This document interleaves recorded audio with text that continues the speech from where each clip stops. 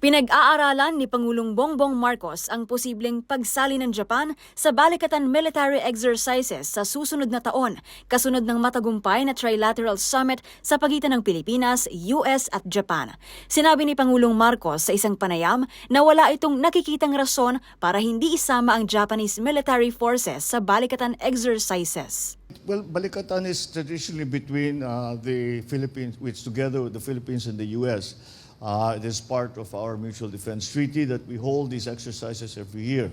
Now, with the inclusion of Japan into some of these exercises that we've been doing, not only Balikatan but others, I don't see any reason why Japan should not be part of those exercises in the future. And that again is,